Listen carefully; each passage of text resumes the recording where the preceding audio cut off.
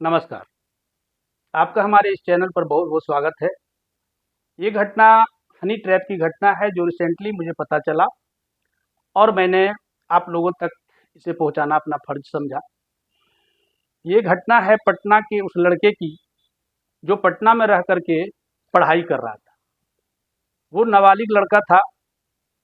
एक दिन अचानक उसके व्हाट्सएप कॉल पर एक लड़की का कॉल आता है और जैसे ही वो कॉल रिसीव करता है तो देखता है कि एक लड़की पूरी तरह से नंगी, उसके बदन पर एक भी कपड़े नहीं थे और वो उससे बात कर रही थी और कामुक भरे अंदाज में बात कर रही थी।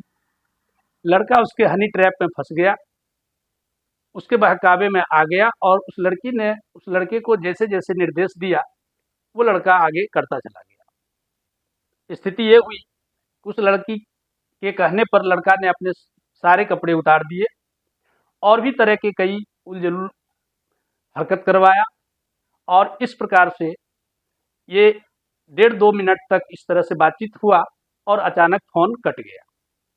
कट जाने के बाद लड़का निराश हो गया। तो फिर बात यही समाप्त नहीं हुई।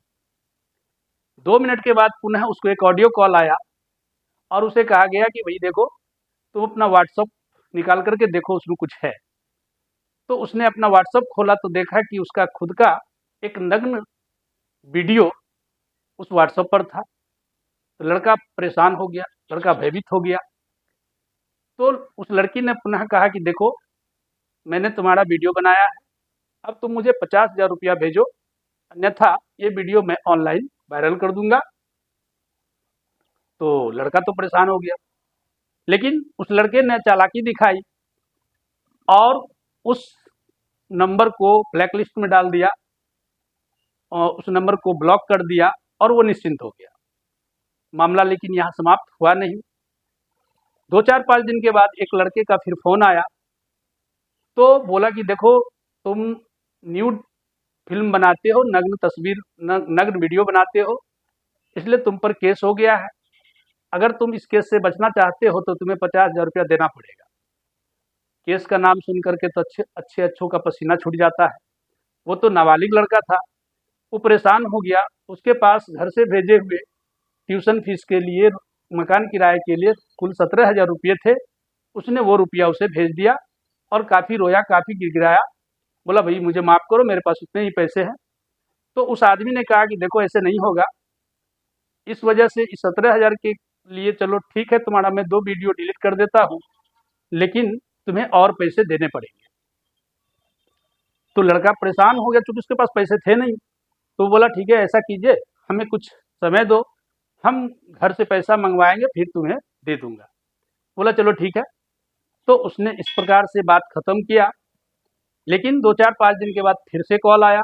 तब तक ये लड़का घर से कुछ पैसा मंगवाया था, तो उसमें उसने 4,000 रुपया पुनः उसको दिया। बोला कि देखो, अब पैसा नहीं हो पाएगा, अब मुझे माफ़ करो, मेरा सारा वीडियो डिलीट कर दो, मेरा केस ख़त्म कर दो। लेकिन उसने बोला नहीं, तुम्हें तो 50,000 रुपया लगेगा ही लगेगा, बाकी इसके अलावा दूसरा कोई उपाय नहीं है, तुम्हें 50,000 रुपया देना ही पड़ेगा। तो वो लड़का काफ़ी परेशान हो गया।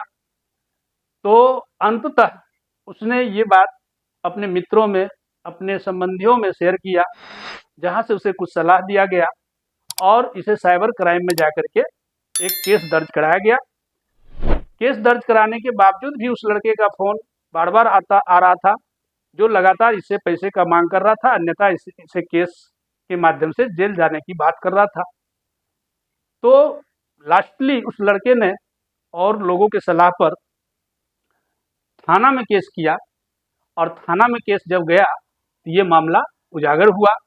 वहाँ प्रेस रिपोर्टरों के द्वारा ये बात आउट हुआ, लोग पब्लिक में आया।